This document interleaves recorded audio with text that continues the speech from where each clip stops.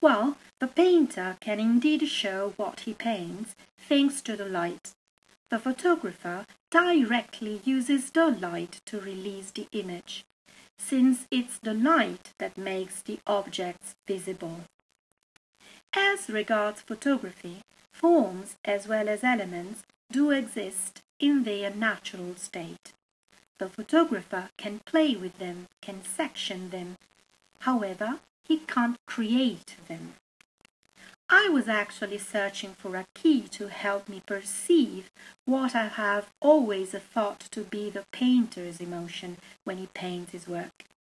I was searching for something that was not only the epilogue of a click or the arrangement of a set, where the attention anyway aims at representing at its best what I have in front of me.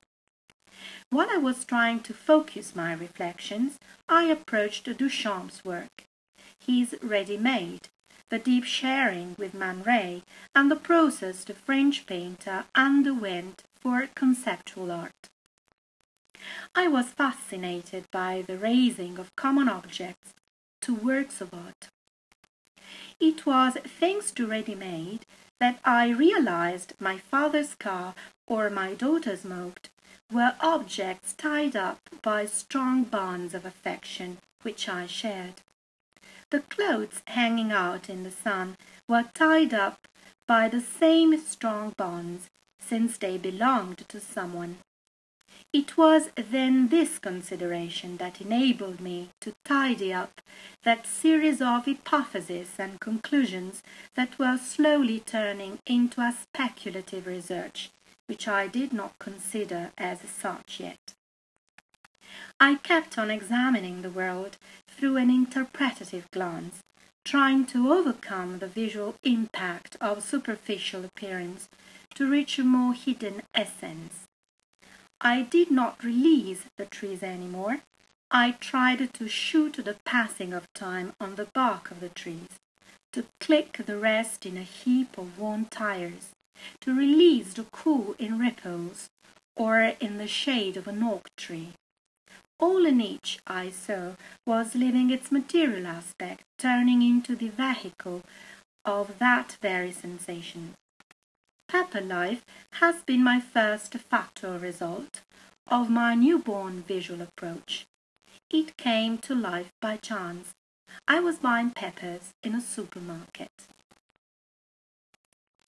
Fruit and vegetable rags have always attracted my curiosity, lords of different colorful forms that, after having grown up distant from one another in the open air, now definitely lay together, often one on top of the other. I remember I was holding a pepper in my hand, and while I was swirling it in delight, I saw a woman's body through it. It was a sudden inspiration. Then I started finding other ones that could prove to me they were not merely peppers. While I was observing them, Duchamp's conceptual approach to art came to my mind again. No more bonds, no more choices in the process, because any instrument would have produced the result. Peppers were just this, common objects that anyone might have seized. They didn't belong to anybody. They were not like the clothes hanging in the sun, or my father's car, my daughter's moat. Suddenly my perception towards them changed again. I didn't just scan their shapes. I didn't sense their likenesses anymore. Now I saw them as if they were sleeping bodies searching for somebody who, among all the indifferent clients searching for other things to buy, would finally pay attention to them. I picked up the ones that seemed to call to me. There again a message came from apparently lifeless objects. This time no affective transfer was working. I remember I even started wondering whether a pepper thinks, and how it thinks, or whether peppers use a code of communication. To strengthen this perception, I even tried to identify myself with one of them.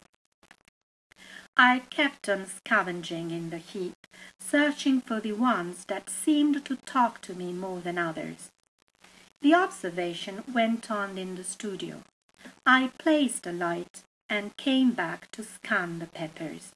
I passed through them using my imagination. I sectioned them and touched them with both my hand and my mind. I arranged them side by side and one in front of the other, trying to listen to the message they were exchanging. The images slowly came to life in my mind. They were helped by what my fantasy was listening to. The use of the camera was just the epilogue. Suddenly, that expensive device, rich in technology, had lost all its technical value, simply turning into a vehicle capable of describing my imagination. My approach with the objects I shot had radically changed. I was now changing the way in which I approached other authors. I started considering not only the way in which a photo had been released, but also the reason why certain objects were being shot, and still why they were being released in a given way. I then discovered authors such as Strand, Adams, Bresson, Elliot Erwitt, and Edward Weston himself. A study in the field of painting was inevitable, always and only as a photographer. I am no critic or art historian at all.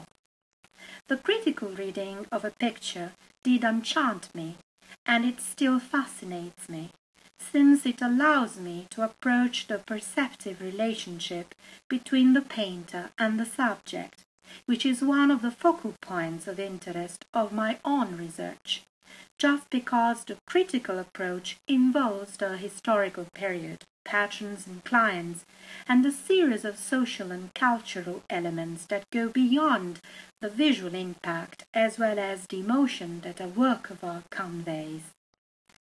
A more coherent and organized knowledge of the painted picture as well as of the photographed image was slowly being focused within my research. My interest was increasing due to the continuous contamination between the two visual expressions. I do not refer to Duchamp, Man Ray, or to pop art. I rather make reference to the contrasted relationship between painting and photography from the very beginning of photography itself, when painters tried to thwart photography and photographers, by turn, tried to raise photography to art. However, they did it imitating or strenuously pursuing painting. Gauguin, just to quote a well-known outstanding example, claimed that machines have entered, art has got out. I do faintly believe photography will turn out to be useful. Nadar, to settle all the scores with photographers, affirmed, artistic photography does not exist. In photography, like in all things, exist people who know how to look at and others that don't even know how to see. However, the steps of photographic history from 1827 onwards are marked by tangles, debates, confirmations and denials that have generally brought to the recognition of photography as an artistic expression. A subjection, however, that has been caused by photographers themselves. Any time trying to raise photography to art, they have recognized painting as their true point of reference. Here are some examples I would like to refer to. Trying to prove photography's superiority to painting, Edward Muybridge succeeded in shooting a trotting horse, its forelegs lifted from the ground. A painter's mere observation wouldn't have fixed the while. But what had Muybridge proved then? What had he been able to see? Had he proved that photography is better than painting? Not at all. He had just proved that technology, of which photography makes use, had allowed to fix the wile that the human eye couldn't have done. However, neither the painter's eye nor the photographer's would have been able to do the same. The Bragaglia brothers, who were photographers, possibly tried to contradict through photodynamism what instead futurists had claimed. Photography was thought to have no movement at all. Another historical example of the kind may be the one of Gustave Le Gray's or Eugène Durieux's pictorialism. So, in painting, painters wondered how a technical item might have expressed an individual artistic sensation. Their answer was actually predictable, whereas instead, in photography, photographers pursued an artistic recognition, trying to equal painting. But painting has been there for ages and ages, since graffiti in the case. Photography is 180 years old. The pictorial image belongs to the human DNA. Then, how could, and still can, photography compete with 1,000-year-old painting? Yet, we can draw a fil rouge. Since the first graffiti, man has been decorating human culture, and it's through painting that we recover the memory of how man has perceived himself, as well as the environment in which he lived throughout different ages. Rupestral paintings, meaning paintings carved in stone or written on, in Val Camonica, in the Italian Central Alps, are an excellent guide and witness to understanding the perceptive evolution of those peoples who inhabited the area.